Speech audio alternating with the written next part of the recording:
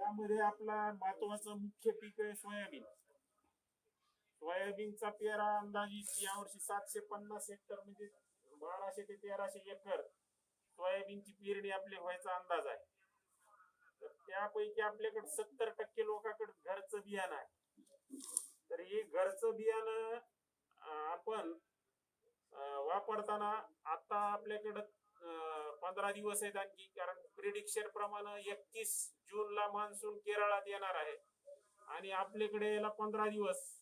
असा जर विचार केला तर 15 जून पर्यंत आपली पेरणी होणं अपेक्षित आहे. कालचा हवामानाचा अंदाज होता की केरळमध्ये 1 जूनला येईल, पण 31 मेचाच कालच्या याच्या संदेशात सांगितलेले. त्याच्यामुळे पेरणीच्या तयारीला लागणं महत्वाचं आहे. बाकी आता सगळे उद्योग बंद करून आपल्याला पेरणी आपली महत्वाचं जी पीक आहे सोयाबीनचं उत्पादकता वाढविण्याच्या दृष्टीनं बियाणाचं नियोजन महत्वाचं. बियाणाची उगवण क्षमता कशी तपासायची की याचं प्रात्यक्षिक तुम्हाला करून दाखवण्यात येईल. त्याचे व्हिडिओ टाकले जातील किंवा टाकलेले बी आहेत त्याच्या अगोदर.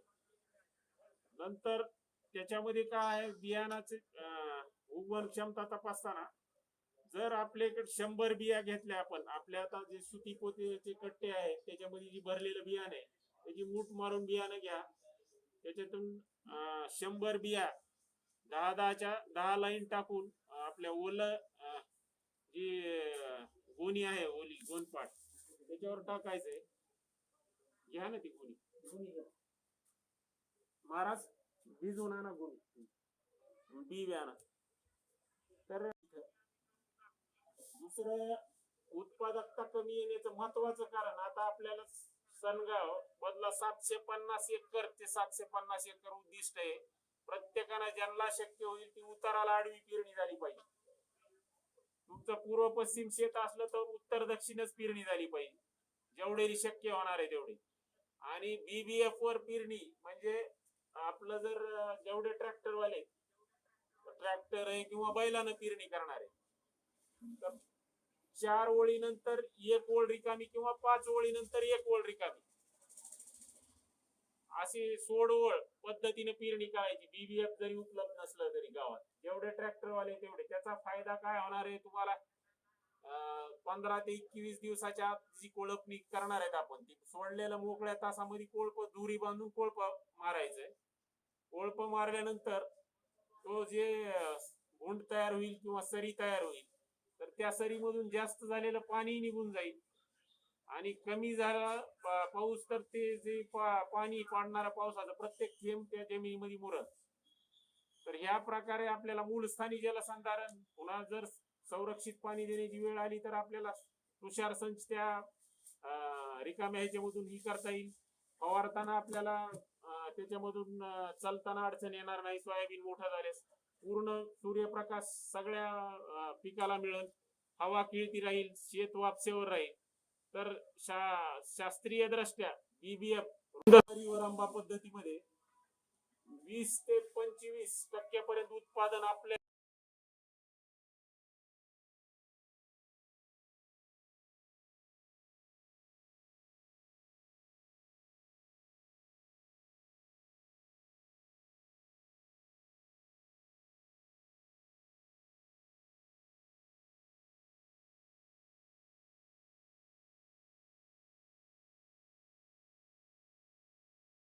करणार आहे. 4 ओळीनंतर 1 ओळ सोडली तरी ते फायदा आहे. तर या तंत्राचा वापर करून, कारण पाऊस यावर्षी सुद्धा जास्त राहणार आहे असं हवामान खात्याच्या अंदाजानुसार वर्तवण्यात आलेलं आहे. त्याच्यामुळे पेरणी करताना तुम्ही या पद्धतीने पेरणी केली तर भविष्यात जे जास्त पाणी झालं तरी आपल्याला निचरा होईल आणि आंतरमशागत फवारणी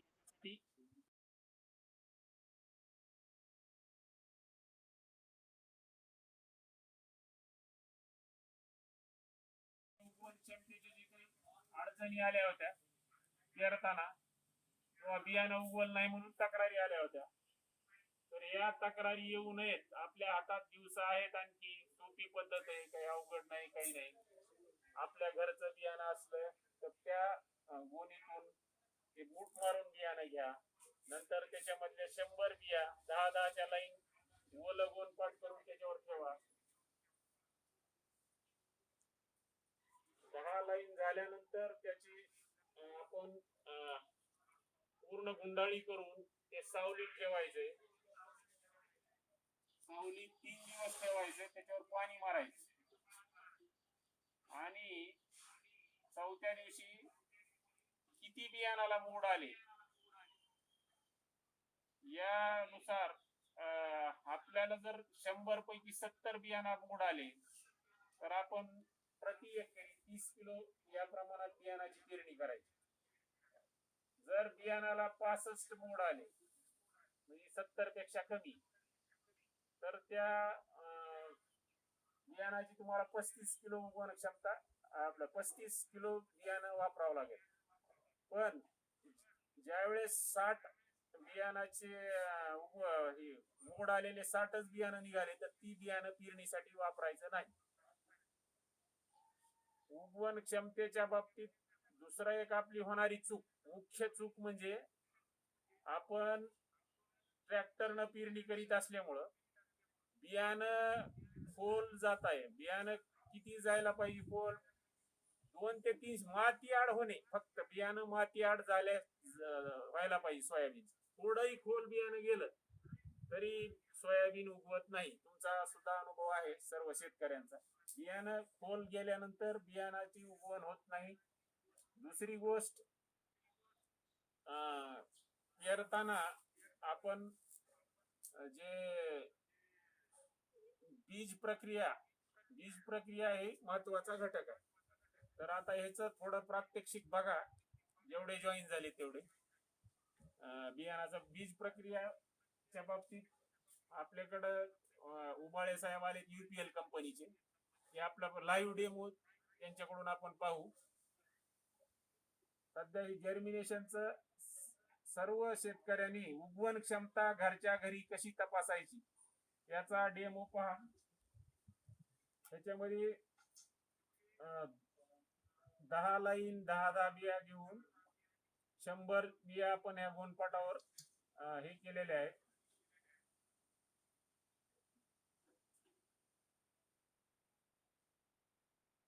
दुसरी महत्वाची गोष्ट, सोयाबीन पीक घेताना शक्यतो आपला उत्तरेचा भाग म्हणजे येडाई मंदिर टी एरिया, पूर्ण जेवढा ड्राय एरिया आहे, सलग सोयाबीन घेण्यापेक्षा कृषी विभाग महाराष्ट्र शासन तालुका कृषी अधिकारी आंबेजोगाई कार्यालयाच्या वतीने सांगण्यात BDN 711 तूर अधिक सोयाबीन याची जर पेरणी केली तर तुम्हाला दुबार पीक पेक्षा सुद्धा याच्यामध्ये आर्थिक फायदा जास्त होईल.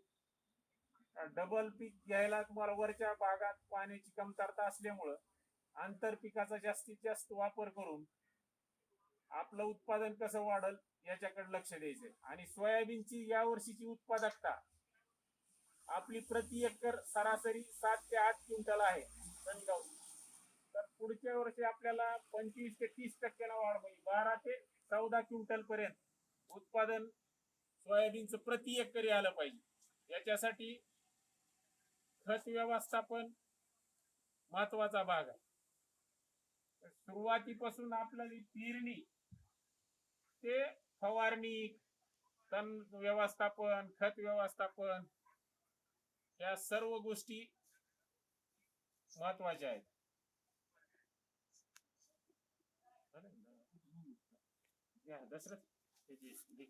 गुंडाळी.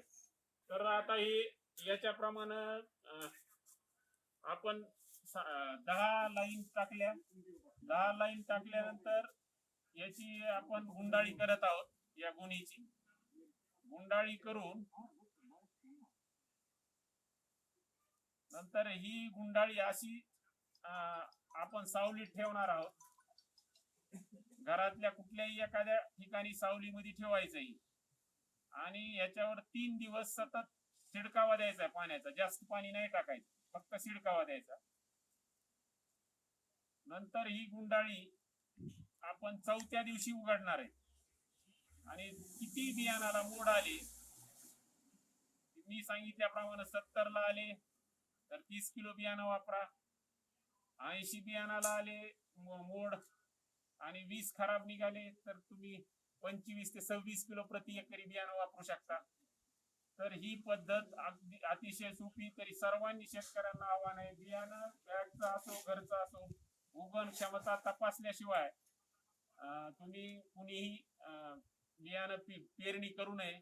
हे महाराष्ट्र शासन कृषी विभाग यांच्या वतीने तुम्हाला आवाहन करण्यात येते. सोपी पद्धत आहे बियाणं उगवण क्षमता तपासणे. तर याच्यानंतर आपण दुसरा डेमो घेऊ. मी उबाळे साहेबांना विनंती करतो त्यांनी बीज प्रक्रिया आज आपला आज तारीख आहे 16/5. 16/5 या दिवशी आपण रासायनिक बीज प्रक्रिया करणार आहे. रासायनिक बीज प्रक्रिया आपल्याला आज करायला सुद्धा काही अडचण नाही. रासायनिक झाल्यानंतर आपण जैविक बीज प्रक्रिया ही पेरणीच्या आदल्या दिवशी संध्याकाळी किंवा पेरणी करायच्या 2 तास अगोदर जैविक बीज प्रक्रिया केली तरी चालते.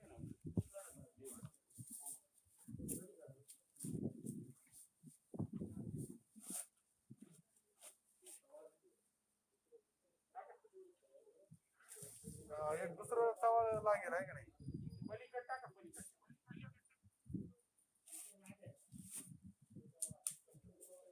जाऊ द्या, टाका, काय नाही. आता दुसरं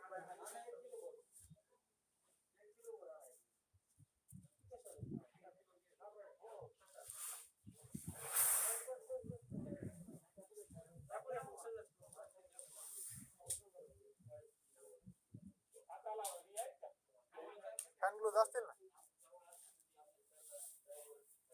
मग काय करू आपण, बाजूला बसू सगळे आणि हा आता दुसरं चवाळ हे करण्यापेक्षा ह्याच्यावरच करून टाकू आता.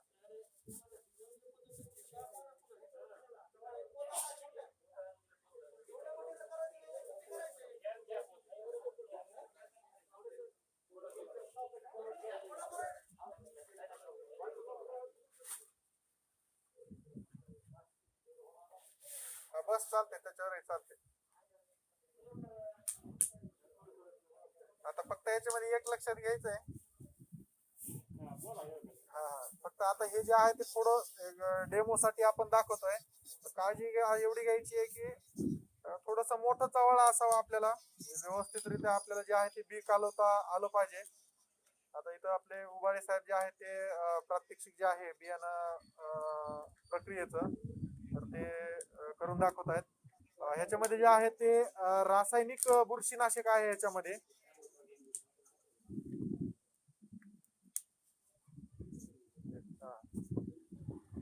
अशा पद्धतीनं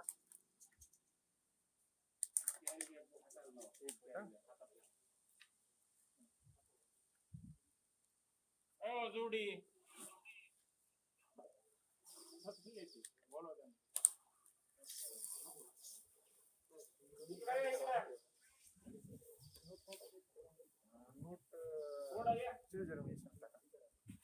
आणि फोटो सगळे नंतर मला द्या. हा बस बस बस, हा इव्हनली स्प्रेड झालं पाहिजे.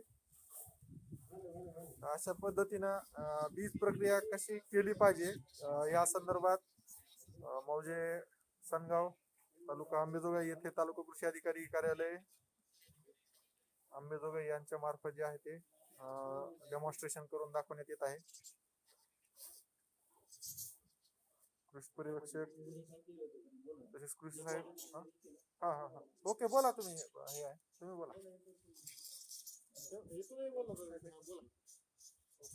नमस्कार सर्व शेतकरी बंधूंना. मी सुंदर उबाळे UPL या कंपनीकडून थायमाथॉक्झान 30% मध्ये ड्रेनो या नावाने येत असतं. हे बीज प्रक्रियेला कीटकनाशक म्हणून ओळखलं जातं हे UPL कंपनीचं. तर आता आपण हे प्रत्यक्ष करून दाखवलेलं आहे समोरासमोर. 40 किलो बियाण्याला मिनिमम 100 ml वापर करायचा याचा. आणि प्रोवॅक्स म्हणून दुसरं एक येतं कार्बोक्सिन प्लस थायरम. हे त्याच्यामध्ये जी तुम्ही पावडर मध्ये विटावॅक्स इथून पाठीमाग वापरत होता तेच लिक्विड मध्ये आहे.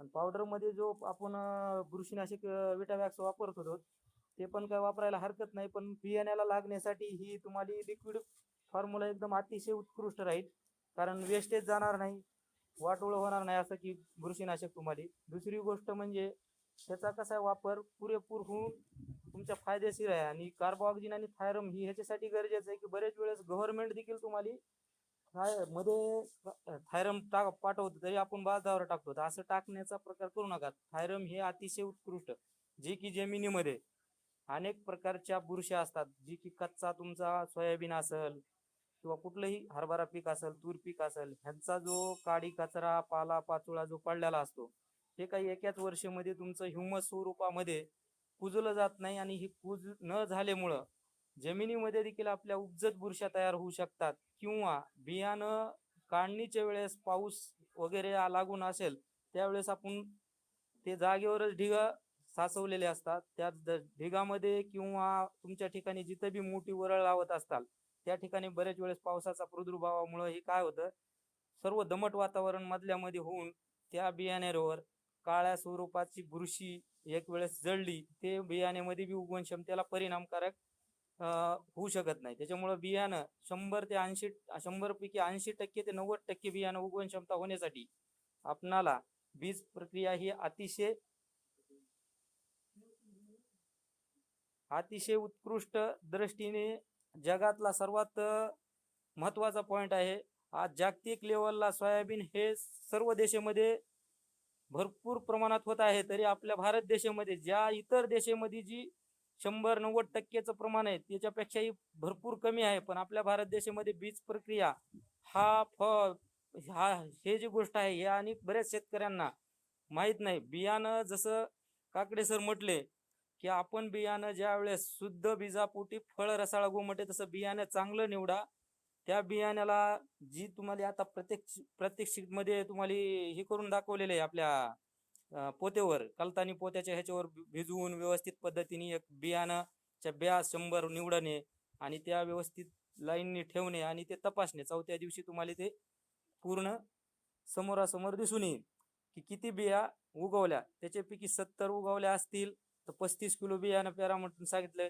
त्याच्यानंतर तुमचा 60 जर उगवले असतील तर त्या हिशोबाने बियाणं तुम्हाला आणि 3-4 किलो वाढवावं लागेल. जर तुमचं 80% उगवण क्षमता झालेली असेल तर मिनिमम 25 ते 30 किलो पेरायला हरकत नाही. अशा पद्धतीने तुम्हाला घरचं बियाणं सोयाबीनचं बिंदास पेरू शकतात. फक्त एक आवश्यक आहे की आपल्या जमिनीमध्ये असलेल्या मातीमधल्या काही कच्च्या पालापाचोळा काडी कचरा ह्याचं जर ह्युमस झालेलं नसतं आणि ह्युमस न झाल्यामुळं चहापत्ती पावडर सारखं ज्यावेळेस होतं त्यावेळेस आपण जसं म्हणतो शेणखत 3 ते 2.5 वर्ष काम करतं. ह्याचं महत्वाचं कारण काय आहे की जो प्रथम वर्ष तुम्ही शेणखत टाकलेलं असतंय ते कुजलेलं असतं म्हणून त्या प्रथम वर्षात लागू होतं. सेकंड वर्षात जे तुमचं शेणखत आहे ते सेकंड वर्षात लागून होतं. तसंच आहे, तर त्या कच्च्या शेणखतामध्ये बुरशीचं रूपांतर झालेलं असतं, त्यासाठी बीज प्रक्रिया अतिशय गरजेची आहे. तर एवढं बोलून मी माझे 2 शब्द उरकत घेतो आणि दुसरं काही बोलायचंच आहे साहेब लोकांना, ते बोलतील. तणनाशकाच्या संदर्भात ज्यावेळेस तुम्हाला प्रिव्हेंटिव्ह मध्ये एक आपलं अमिकस नावाचं येतं UPLचं, अथॉरिटी येतं FMCचं, त्याच्यानंतर स्ट्रॉंग आर्म येतं डाऊचं. असं ज्यांना बी तणनाशकाच्या संदर्भामध्ये पुढे पेरणी आणि 24 ते 48 तासाच्या आतमध्ये तणाचा प्रादुर्भाव जर रोखायचा असेल तर बीजनाशक म्हणून UPL कंपनीचं हे अमिकस नावाने येतं. आणि इतर कंपनीचे पण आहेत, तुम्हाला जे बी योग्य वाटते ते बीजनाशक जर वापरलं तर तुम्हाला मिनिमम कंपनीच्या नियमाने 1.5 ते 2 महिन्यापर्यंत तणाचा कसलाही प्रादुर्भाव उगवण क्षमता होऊ शकत नाही. बीजनाशक म्हणून काम करतं आणि अनेक जातीच्या तणावर ते बीजनाशक म्हणून कार्य करत असल्यामुळं तुम्हाला 1.5 महिना जर नाही 1.5 ते 2 महिना तण नाही उगवलं तर आपली सोयाबीन फुलाच्या अवस्थेपर्यंत येते, म्हणजे चांगली बहरून आलेली असते, फांदी फुटवा वगैरे व्यवस्थित झालेला असतो. आणि हा फांदी फुटवेमुळं पूर्ण सूर्यप्रकाश संश्लेषण प्रक्रिया त्या पिकातील येणाऱ्या तणाला उगवणाऱ्या तणाला न मिळाल्यामुळं, सावली आल्यामुळं पुन्हा 1.5 महिन्याच्या नंतर तुमचं तण कुठलंही उगवू शकत नाही. त्याच्यामुळं तुम्हाला डवरणी कोळपणीची बी गरज पडणार नाही आणि तणापासून अतिशय चांगल्या पद्धतीची मुक्ती करू शकता तुम्ही. ह्याच्यासाठी प्रिव्हेंटिव्ह म्हणजे जी की पेरणीच्या पुढे सुरू आहे आणि पाठीमागं जेवढं लवकर फवारणी करता येईल तेवढं करू शकता. अशा पद्धतीने जर केलं 48 तास म्हणजे जास्त झाले, पण 48 तासाचं सारा लिमिट आहे ह्याचं. तर 24 तासात मारताल किंवा 10 तासात मारताल, 4 तासात मारताल तेवढं चांगले. पुढे जर पेरत असाल आणि महाग जर फवारणी करत असाल तर अतिशय उत्कृष्ट आहे. सोयाबीन उगवण्याच्या पहिलं तुमचं बियाणं नष्ट करण्याची, अंकुर बाहेर बियाण्यातून पडायच्या अगोदरच ही प्रक्रिया होते आणि तण उगवू शकत नाही. तर अनेक जातीमधले तण हे कंट्रोल करते. त्याच्यासाठी तणनाशक तुम्ही मारू शकतात. UPL आमिकस नावाने येते, FMC अथॉरिटी नावाने येते. फक्त मारते वेळेस आपणाला एकच आहे की काळजी ह्याची घ्यायची की पूर्ण जमीन तुमची भिजवता आली पाहिजे. आपण मारते वेळेस काय करतो, गडबड गोकळल्यासारखे दिसणार नाही, त्याच्या नसा अशा आकळल्यासारख्या दिसणार नाही, हेल्थी राहील. जसं आपण बाळाला आज पाहतो की पोलिओ डोस किंवा लसीकरण हे महत्वाचं आहे. आज नवीन रोग तुमच्या समोर आहे. आज सध्याची कंडिशन जी की कोरोना याचं नाव घ्यायला नाही पाहिजे, पण आपल्या तोंडून येतो. त्याच्यासाठी प्रत्यक्ष आशा वर्कराला तुमच्या घरोघरी पाठवलं होतं का की लस घ्या.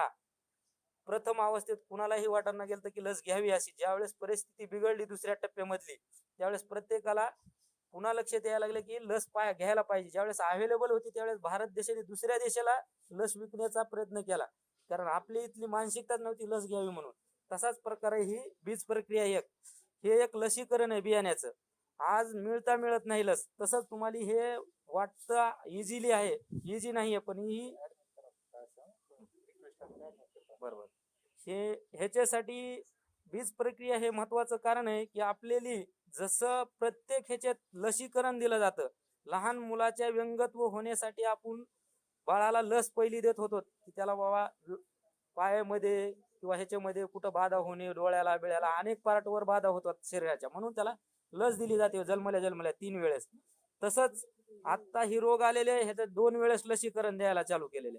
आणि इथून पाठीमागे बी जे बी तुमच्या आजपर्यंतच्या हे झालेल्या आहेत बिमाऱ्या, काय असेल तुमचं हत्ती रोग असेल किंवा इतर काय TB असेल, ही बी अशाच एक प्रकारचे व्हायरस होते. पण त्यांचा एकच एक माणसापासून माणसाला संपर्क होत नव्हता तेवढा. ह्याचाही कसं आपल्यातून संपर्क होतो.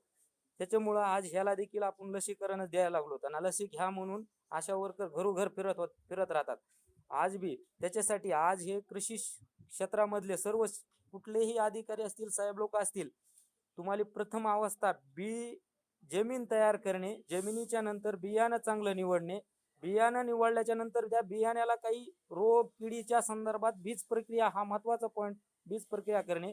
आणि त्याच्यानंतरच जी स्टेप आहे तुमची ते तुम्हाला मग नंतर पाहिजेच आहे. पेस्टिसाइड मध्ये कीटकनाशक असेल किंवा तुमच्या डवरण्या असतील, ही पुढचं जसं लागेल तसं प्रथम अवस्थेतून बाहेर निघालात की सांगतच राहत असतात प्रत्येक जण. प्रत्येक वेळेस प्रत्येक टायमाला सतत काळजीपूर्वक आपले काकडे साहेब, इतर बी त्यांचे सहकारी आहेत किंवा कंपनीचं सहकार्य घेऊन ते तुम्हाला अतिशय चांगल्या पद्धतीचे आणि मौल्यवान मार्गदर्शन देण्याचा प्रयत्न करते.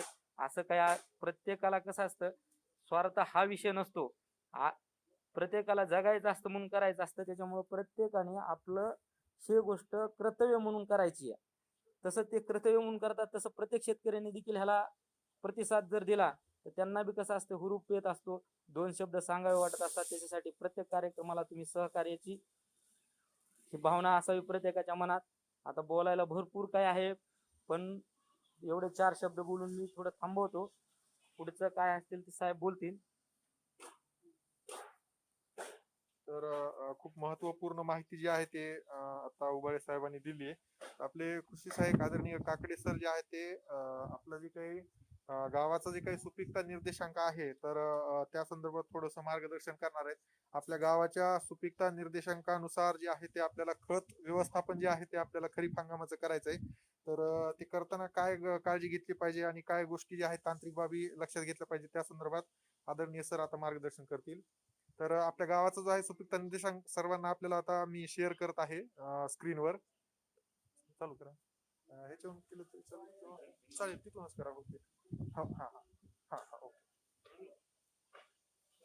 सर्व गावकऱ्यांना महत्वाचा विषय, शासनाची मोहीम आहे 10% खतामध्ये बचत. आपण बघतो रासायनिक खताच्या एवढ्या किमती वाढलेल्या आहेत. तर आपण आपल्या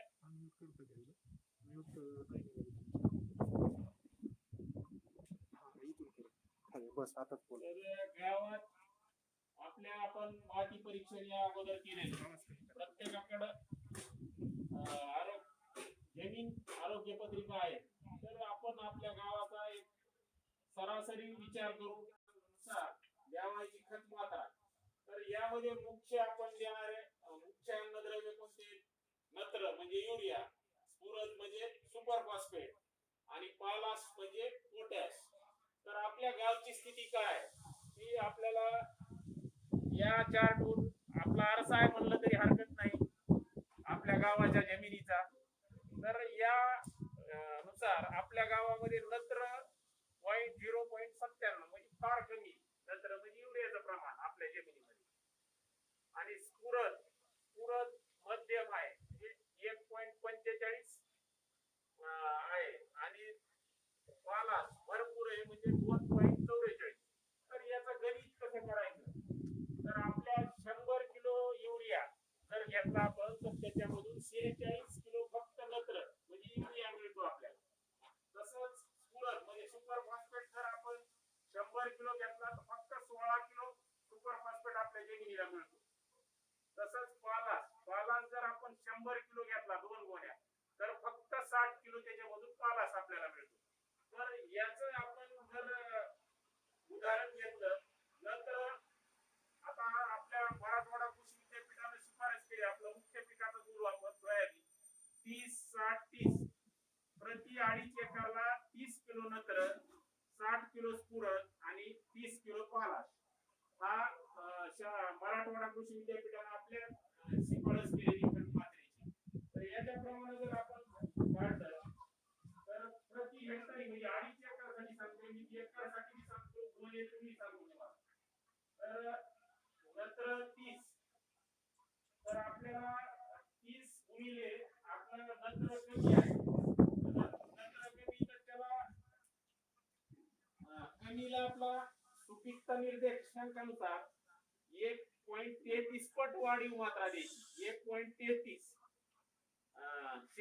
100 भागिले 46 गुणिले 1.33 गुणिले 30 म्हणजे आपलं सोयाबीनचं नत्राचं प्रमाण आलं 86 म्हणजे 87 किलो नत्र 2.5 एकर साठी. याच्याच प्रमाणात स्फुरद, आता स्फुरदामध्ये 16 किलो 100 भागिले 16 आणि आपल्याला 60 किलो सुपर फॉस्फेट द्यायचं आहे. 60 तर आपल्याला याच्यानुसार किती आहे 1.45 सुपीकता निर्देशांकानुसार. तर जेवढी मात्रा आहे आपली 60 किलो प्रति हेक्टर त्याच्या प्रमाणात द्यायचंय. म्हणजे आपल्याला 60 किलो सुपर फॉस्फेट द्यायचं आहे. तर 100 किलोला 16 आहे फक्त 100 किलो सुपर फॉस्फेट मध्ये 16 म्हणजे 375 किलो सुपर फॉस्फेट द्यायचं आहे त्याच्याप्रमाणे. आणि पालाश भरपूर आहे आपल्या जमिनीमध्ये. तर पालाश भरपूर आहे तर त्याच्याप्रमाणे पालाश आपण 100 भागिले 60 गुणिले 30 2/3 पट द्यायचा आहे म्हणजे 33 किलो प्रति हेक्टरी पालाश द्यायचा. तर आता हे झालं सरळ खत. Super phosphate separate, urea separate आणि पोटॅश सेपरेट. असं न वापरता आपण सगळेजण DAP आणतो, कोणी 12-32-16 आणतो, कोणी 10-26-26 आणतो. तर गोण्याच्या हिशोबात सांगतो मी तुम्हाला 12-32-16 जर घेतला तुम्ही प्रति एकरी 75 किलो 12-32-16 आणि 20 किलो नत्र आणि 10 किलो प्रति एकरी सांगायला 10 किलो तुम्हाला दाणेदार गंधक वापरायचे. दाणेदार गंधकाचा फायदा काय? तेल वर्गीय पिकामध्ये तेलाचं प्रमाण वाढवून बियाणाची साईज वाढवून आपल्या उत्पन्नामध्ये भर पडण्यासाठी 10 किलो सल्फर गंधक आपला कमी झाला जमिनीमधला. आपण शेणखत वापरत नाही, जमिनीचा सामू मेंटेन नाही, त्याच्यामुळं वरचे वर जमिनी कडक होत चालल्यात. त्याच्यामुळे सल्फर घ्यायचं आपल्याला 10 किलो. तर 12-32-16 75 किलो 20 किलो युरिया आणि 10 किलो सल्फर ही झाली प्रति एकरी मात्रा. पेरणीच्या वेळेसच द्यायची. सोयाबीनला नंतर युरिया पेरायचा नाही. सोयाबीनच नाही कुठल्याच शेंगवर्गीय पिकाला पेरायचा नाही युरिया. तुम्हाला जर उत्पादकता वाढवायची असेल काय होईल काही वाढ. गेल्या वर्षी आपले काही जणांचे सोयाबीन कमराला लागत होते. आपल्याला सोयाबीनचं झाड मोठं पाहिजे का शेंगाचं प्रमाण जास्त पाहिजे?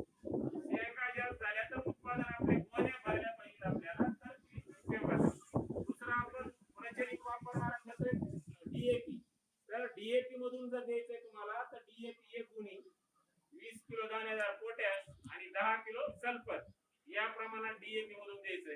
तुम्हाला 10-26-26 मधून जर द्यायचं असलं खत तर 10-26-26 मध्ये 1 गुणी 10-26-26 युरिया 16 किलो आणि 75 किलो सुपर फॉस्फेट असं द्यायचंय. 24-24-0 मधून द्यायचं म्हणलं तर 50 किलो 24 म्हणजे 1 गुणी 24-0 सुपर फॉस्फेट 1.5 गुणी आणि पोटॅश 20 किलो आणि 10 किलो गंधक हा कंपल्सरी आहे. तर असं वेगवेगळ्या खतातून गोण्याच्या स्वरूपातून आपल्याला प्रति एकरी खत द्यायचं आहे. तर सुपीकता निर्देशांकानुसारच खत द्या. आता आंधळ्यापणानं खत टाकू नका. खताच्या किमती वाढल्यात, खर्च वाढला की आपलं उत्पादन आपल्याला खर्च कमी केला म्हणजे उत्पादन वाढलं असा याचा हे आहे. आणि प्रत्येकाला आव्हान आहे सोयाबीनला युरिया नंतर फळपणी बरोबर करायचा नाही. गाईत वाढ भरपूर होईल त्याच्यामुळं अडचणी आहे. तर तुम्ही या सुपीकता निर्देशांकानुसारच द्यावा. काही अडचणी असल्या तर आम्ही तुम्हाला उपलब्ध आहे. कधी तुम्हाला मार्गदर्शन करण्यासाठी आम्ही तयार आहे. तर याच्या पुढचा भाग आहे थोडं येळकर साहेब तुम्हाला एकंदरीत आपलं नियोजन गावाचं त्याच्यानंतरच्या प्रत्येक बैठका शेती शाळेविषयी थोडं बोलतील. तुम्ही ऐकून घ्या. काही होय साहेब. बरोबर साहेबांना विनंती करतो की खरीप हंगामाचे जे काही नियोजन बैठक जी आपली ऑनलाईन सुरू आहे तर कृपया आपले जे काही ग्रामस्थ आहेत शेतकरी आहेत तर त्यांना मार्गदर्शन करावं.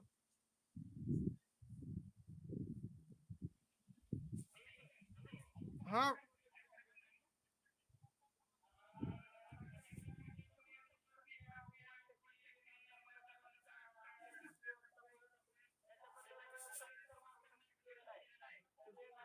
कंपनीचे उभा सरांनी पण तीच प्रक्रिया रासायनिक तीच प्रक्रिया त्यांचा बऱ्यापैकी ते पण त्यांनी कशी करायची या संदर्भात शेतकऱ्यांना सांगितलेलं आहे. तर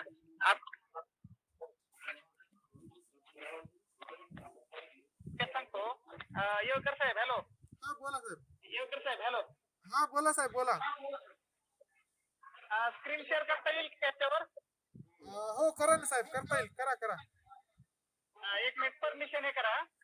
हा नाही सर तुम्ही स्वतः करू शकता स्क्रीन शेअर तुमच्या ऑप्शन मध्ये जाऊन. बरं 1 मिनिट. हा ओके. ठीक आहे.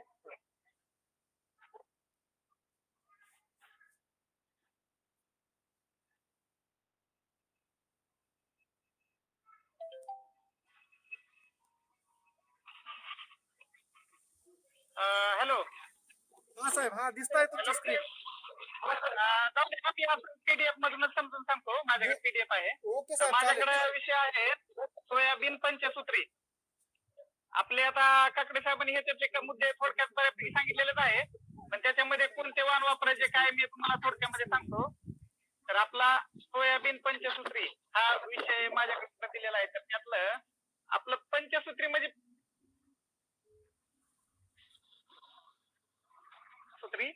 5 मुद्दे आहेत की जेणेकरून त्या 5 मुद्द्यांवरून आपण सोयाबीनचं उत्पन्न वाढवू शकतो. तर त्यातला पहिला मुद्दा आहे पेरणी व्यवस्थापन. म्हणजे पेरणी ती कशी समजा हे करायची वेळेवर किंवा नंतर त्याची वाण किंवा नंतर उगवण क्षमता तपासणी त्याच्यातले महत्वाचे त्यातले सब पॉइंट आहेत.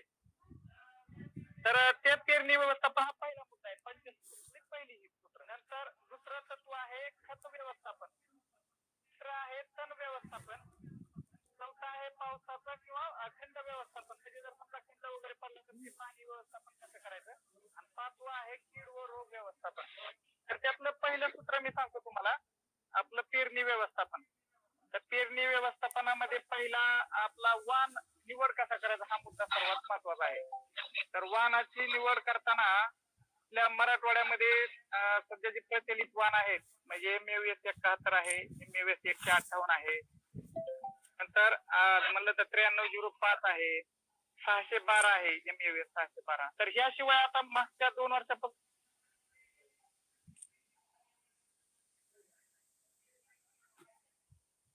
आहे तो महात्मा फुले कृषी.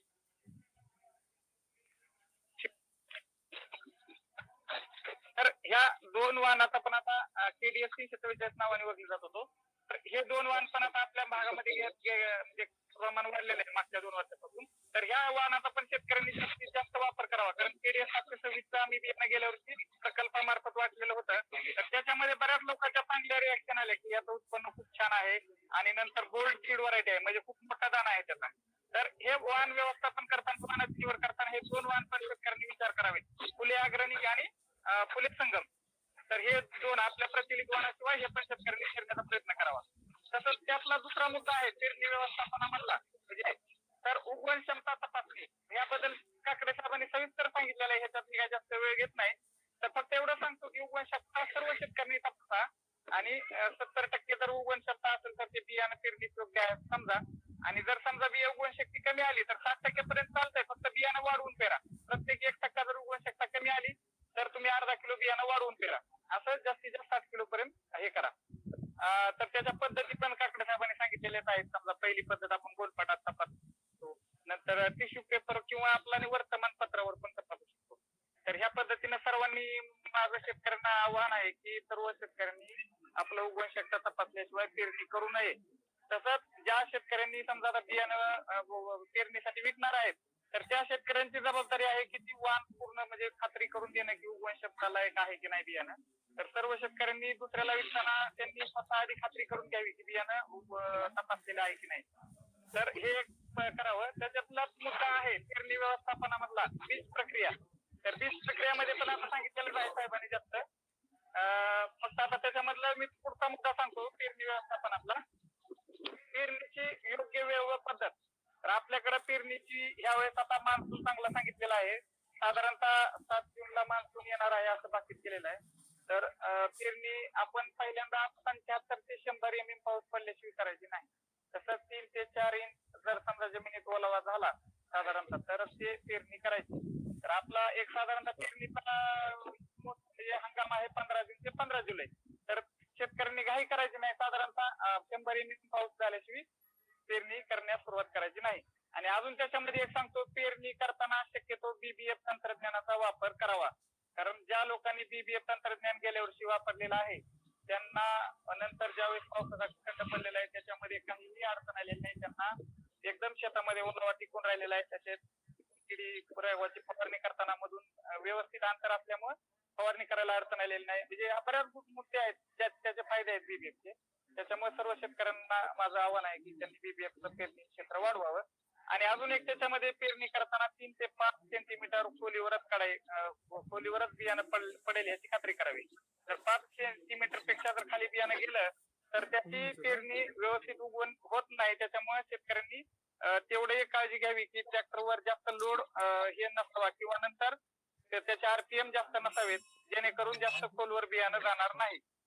तसंच आता बियाण्याची मात्रा, त्याच्यामधला मुद्दा, बियाण्याची मात्रा किती असावी तर साधारणतः 20 ते 30 किलो. हॅलो, सर्वांना आवाज येतोय ना? हा बोला साहेब, येतोय आवाज, बोला बोला. बियाण्याची मात्रा 20 ते 30 किलो वापरावी. आणि जर समजा BBF न तुम्ही पेरणी केली तर साधारणतः 4 ते 5 किलो बियाणं कमी लागतं. तर ते 22 किलो पर्यंत बियाणं पेरावं.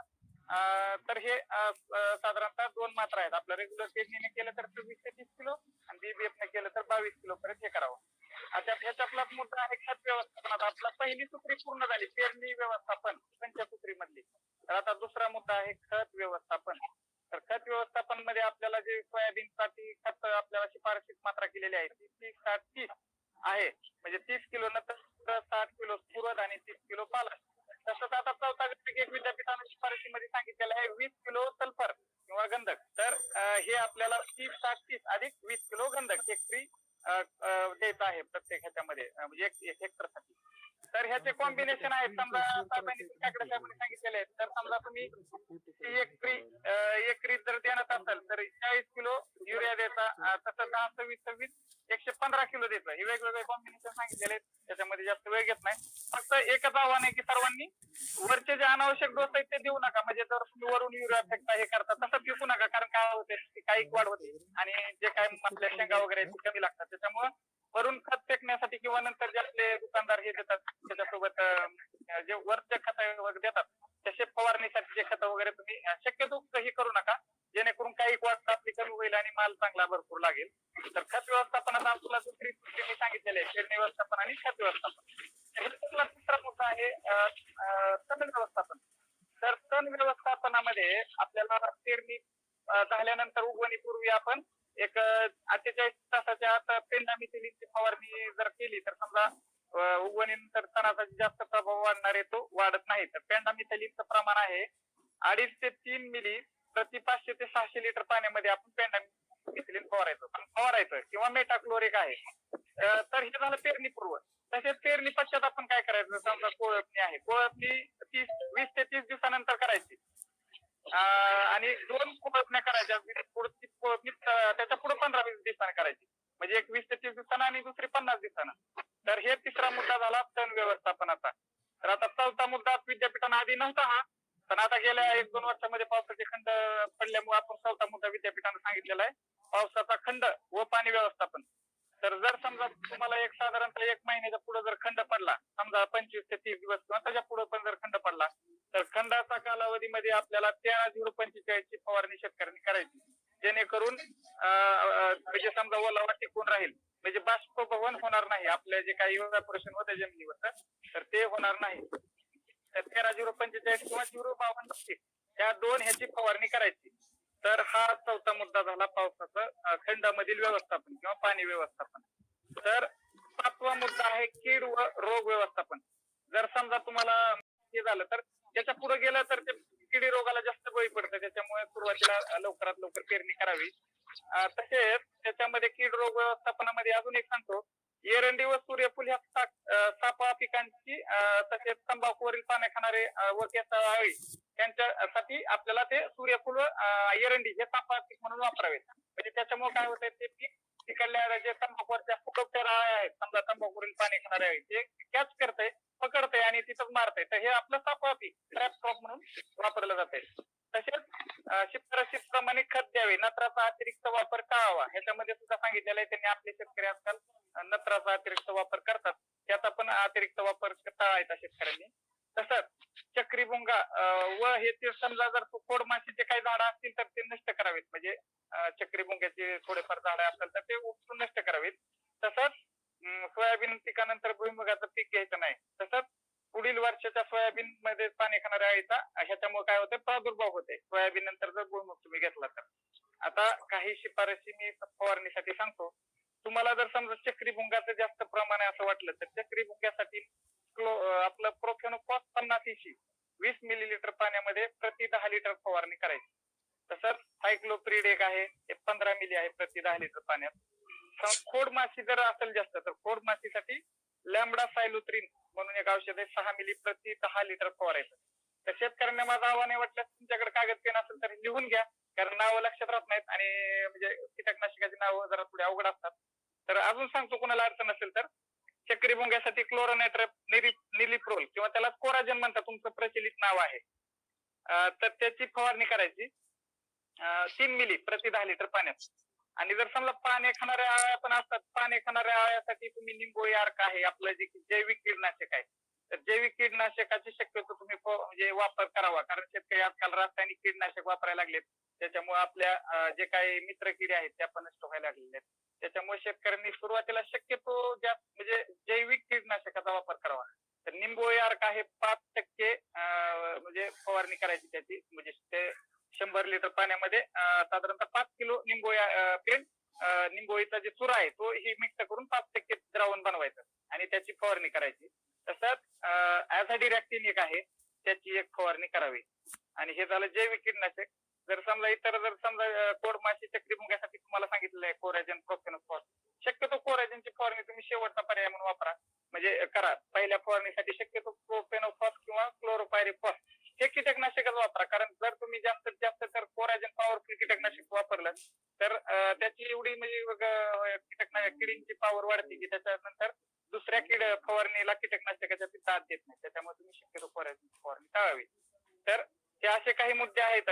माझ्याकडे हा विषय दिलेला होता म्हणजे सोयाबीनची पंचसूत्री, तर ते शेतकरी बांधवांना मी थोडक्यात एक्सप्लेन केलेला आहे. धन्यवाद. धन्यवाद साहेब. आपले तालुका कृषी अधिकारी आदरणीय बर्वे सरांनी खूप महत्वपूर्ण माहिती जी आहे ती कीड व्यवस्थापन संदर्भातील आता दिलेली आहे. तर पुढचं डायरेक्ट चालू का? तर सर्व शेतकरी बांधवांच्या तर्फे साहेबांचे मी धन्यवाद देतो. आणि आता एक महत्वाचा एक विषय आणखीन ह्याच्यामध्ये थोडासा कीड व्यवस्थापनाच्या बाबतीत आपल्याला खूप मोठी अडचण सध्या फेस करावी लागत आहे. ती म्हणजे सध्या जी काही आहे तर हुमणीचा प्रादुर्भाव जो आहे तो आपल्या शेतामध्ये खूप मोठ्या प्रमाणामध्ये आपल्याला दिसून येतोय. जसं ऊसाचं वगैरे काही क्षेत्र आपल्या जवळपास आहे, त्याचप्रमाणे सोयाबीन मध्ये सुद्धा इतर जी काही आपले पिकं आहेत खरीप हंगामामध्ये आपण घेतोय, तर त्याच्यावर खूप मोठ्या प्रमाणामध्ये जे आहे ते हुमणी ही जी काही अळी आहे तर तिचा प्रादुर्भाव जास्त मोठ्या प्रमाणामध्ये दिसून येतोय. आता आपले शेतकरी जे आहेत ते आपल्या घरचं जे काही शेण वगैरे जे काही आहे आपण उकडण्यामध्ये हे केलेलं, तर ते सुद्धा जे आहे ते आता उन्हाळ्यामध्ये जी काही कामं आपण करतोय त्याच्यामध्ये जे आहे ते शेण वगैरे आपल्या शेतामध्ये नेण्याचं आपण नेऊन ते जे आहे ते पसरवण्याचं काम आता सध्या सुरू आहे. तर थोडासा महत्वाचा विषय आहे की हुमणीचे अळी जे आहे तर त्याचे भुंगेरे जे आहेत ते मे आणि जून महिना जे आहे तर ह्याच्यामध्ये त्यांचं नराचं आणि मादीचं मिलन होतं. आणि हे जे मिलन आहे तर शक्यतो हे आपले बाबळ असेल किंवा आपलं जे काही लिंबाचं जे काही झाड आहे कडुलिंबाचं झाड तर त्याच्यावर ह्यांचं मिलन होतंय, मीटिंग होते. आणि ह्या नराचं आणि मादीचं मिलन झाल्याच्या नंतर मादी जी आहे ही आपल्या शेतामध्ये किंवा आपल्या उकडण्यामध्ये जे आहे ते 60 ते 70 अंडी जी आहेत ते तिथं देते. आणि त्या अंड्यामधून जे आहे ते नंतर अळी बाहेर पडून ही अळी जी आहे ते आपल्या शेतामधील पिकाचं जे आहे ते नुकसान करते. तर ह्याच्यासाठी एक थोडस महत्वाचा विषय आहे की शेतकऱ्यांनी हे जर पुढची येणारी कीड जी आहे ती आता जर आपल्याला व्यवस्थितरित्या जर नियंत्रित करायची असेल तर आता आपल्याला जे आहे ते ह्यांचं जे काही मीटिंग आहे तर ते आपल्याला रोखायचं आहे. आणि ह्याच्यासाठी जे काही आपले लिंबाचे झाडं असतील किंवा आपले बाबळीचे झाडं आपल्या जवळपास शेताच्या जवळ असतील तर आणि ही जी करायची ऍक्टिव्हिटी आहे कुणी एका शेतकऱ्यानं करून होणार नाही. तर ह्या अख्ख्या गावाला ह्याच्यामध्ये सहभागी होऊन ही गोष्ट आपल्याला करावी लागणार आहे. तर ह्याच्यामध्ये सर्व ग्रामस्थांनी एकत्रित येत अशा प्रकारची जी काही हुमणी अळीची जी काही भुंगेरे जे आहेत नर आणि मादी तर हे भुंगेरे जे आहेत ते आपल्याला झाड समजा हलवून म्हणा किंवा प्रकाश सापळे जे आहेत त्या झाडावर लावून तिथं म्हणजे बल्ब जर आपण लावला तर आपण पाहतो पावसाळ्यामध्ये वगैरे हे जे काही कीटक जे आहेत फुलपाखरं वगैरे जे आहेत त्या बल्बाकडे पिवळ्या रंगाकडे आकर्षित होतात. तर अशा प्रकारचे बल्ब वगैरे लावून ते किडे त्या बल्बाकडे आकर्षित झाल्याच्या नंतर तिथं ते पडतात खाली. तर ह्याच्यासाठी आपण रॉकेल मिश्रित पाणी जर आपण खाली ठेवलं किंवा त्याच्याऐवजी 20% जे आहे ते क्लोरोपायरीफॉस जरी आपण घेतलं आणि ते जर आपण तिथं खाली एखाद्या भांड्यामध्ये ठेवून त्याच्यामध्ये जे किडे पकडून जर टाकून दिले तर त्याच्यामुळं त्यांची मेटिंग होणार नाही, म्हणजे त्यांचं मिलन होणार नाही. आणि त्याच्यामुळे त्यांची जी काही पुढची पिढी जी काही येणार आहे तिचं सुद्धा जे आहे ती तिथं नियंत्रण होणार आहे. आता त्याच्या पुढे जाऊन आणखी एक महत्वाचा विषय आहे की आपण हे जे काही आता आपलं शेणखत जे आहे ते आपण कुठल्याही प्रकारचं जसं आता कृषी विभाग आपल्याला वारंवार सांगतंय की तुम्ही कंपोस्ट खत वगैरे घ्या, नाडेप घ्या, हे युनिट घ्या, पण आपण ते घेत नाही. आपण मोहगम आपलं जे आहे ते खुल्या वातावरणामध्येच आपलं जे आहे ते शेणखत जे ठेवतो त्याच्यामुळं ते पूर्णपणे कुजत नाही. आणि हे न कुजलेलं जे काही शेणखत आहे तेच त्या हुमणी अळीचं जे आहे ते खाद्य आहे. तर ह्याच्यामुळे थोडीशी काळजी घ्यायची आहे की हे शेणखत जे आहे तर ते आपण शेतामध्ये कालवायच्या आधी एक 10 किलो जर आपण समजा 1 एकर साठी 10 किलो जर आपण ब्युवेरिया बॅसियाना किंवा मेटॅरिझम ॲनिसोपोली जास्त करून हुमणीकरिता मेटॅरिझम ॲनिसोपोली हे जे बुरशी आहे तर ते खूप चांगल्या पद्धतीने त्याच्यावर काम करते. त्याच्यासाठी आपलं कृषी विज्ञान केंद्र डिगोळांब्याचं आहे. तर तिथं जर आपण गेलात तर तिथं आपल्याला मेटॅरिझम ॲनिसोपोली मिळेल. तर हे जे बुरशी जन्य कीटकनाशक आहे तर हे आपण आणून आपल्या त्या शेणखतामध्ये व्यवस्थितरित्या मिसळायचं आहे. आणि हे मिसळलेलं जे शेणखत आहे हे सावलीमध्ये 2-3 दिवसासाठी ठेवायचं आहे आणि त्याला थोडं पाणी सुद्धा आपण जे आहे ते मारायचं आहे.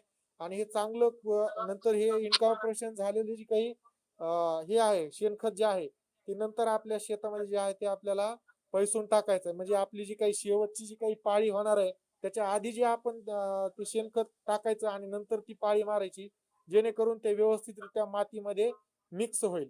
तर ह्या काही गोष्टी ज्या आहेत त्या महत्वाच्या आपण थोड्याशा लक्षात घेतल्या पाहिजेत. तर यानंतर आपला महत्वाचा विषय राहणार आपला आता मे चालू आहे. याला फळबाग लावायची महत्वाची गोष्ट आहे. त्याच्यानंतर आपण आपल्याला मिळाली की आम्ही पहिले आपण ते खोदायचे फळ काय आंबा 5 पेरू 3 बाय 2 मीटर कागदी लिंबू मोसंबी डाळी सीताफळ एवढे समाविष्ट आहे त्याच्यात. तर जास्तीत जास्त आपल्या झाडाला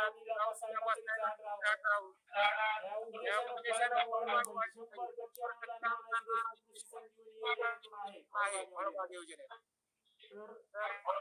आव्हान आहे आमच्या महाराष्ट्र शासन प्रकल्पांतर्गत त्या खडकाचा जास्तीत जास्त शेतकऱ्यांनी लाभ घ्यावा. फक्त आपल्या इथं 40 एकर फळबाग लागवड झाली 3 वर्ष या योजनेत योजना संपत्ती येईल आणि जास्तीत जास्त शेतकऱ्यांनी ऊसाचं क्षेत्र आपल्याकडे 140 एकर म्हणजे 65 हेक्टर ऊस आहे. तर ऊस ठिबक सिंचनावर घ्यावा आणि अर्ध्या 60% भागात. त्याच्यामुळे ठिबकला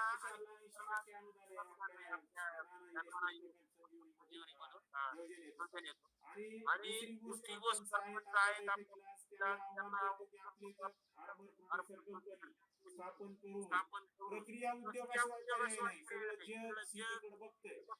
आणि तुमच्या माहितीस्तव जुने जे होते पहिले लोक धोत्रावर फिरायचे आपण नाव घेत होतो.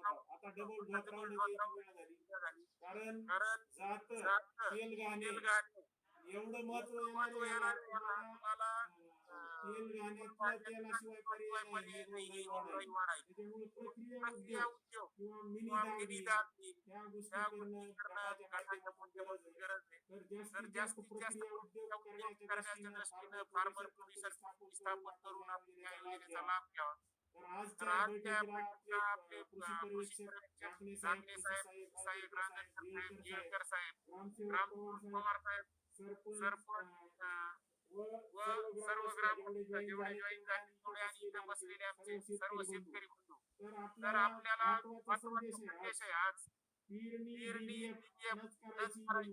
करायला आणि फोडायची ट्रॅक्टरवालीची बैठक घ्यायची आपल्याला पेरणीच्या अगोदर ट्रॅक्टरवाल्याला सांगायचं कसं पेरायचं याच पद्धतीने करायची आणि आपलं गाव 100% बीबीएफ होईल.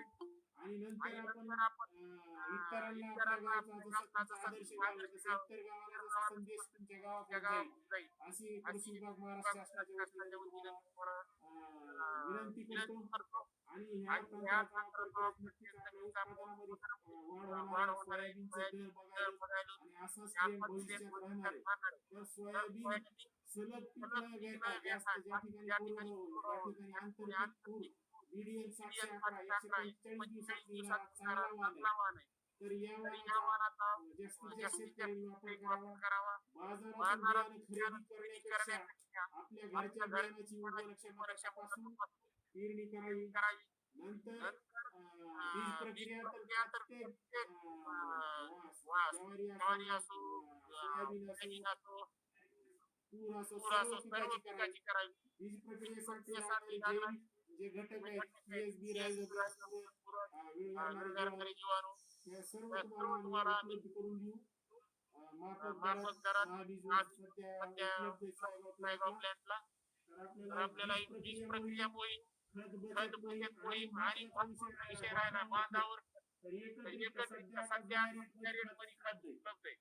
तर एकत्रित जेवढ्या 12 गट आहेत गावात तेवढ्या गटामध्ये नसले तरी एकत्रित खत खरेदी माझ्याकडे मागणी नोंदवा. तुम्हाला दुकानदाराशी बोलून या 1-2 दिवसामध्ये आपण एकत्रित खत कसं आपल्या डायरेक्ट बांधावर आणता येईल सगळे दुकानदार विचारात घेता. जसं दुकानात खरेदी करता आपण खत आपल्या बांधावर शासनाचं नियोजन आहे. 2 गट तयार झाले त्यांचे पैसे सुद्धा जमा आहेत. उद्या परवा खरेदी होणार आहे. इतर गटांनी सर्वांचे आभार मानून आपला आपण या ठिकाणी, थांबवतो आहोत. धन्यवाद. पुन्हा आपल्या चालू खरीप हंगामासाठी शुभेच्छा. धन्यवाद. ठीक आहे, झालं ना? बंद करू का ते?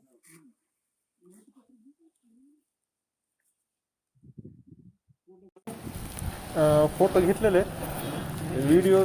हा एक ऐका ना उभारी एकदा आपण बसू, त्यांना एक फोटो काढायला लावा. फोटो घे.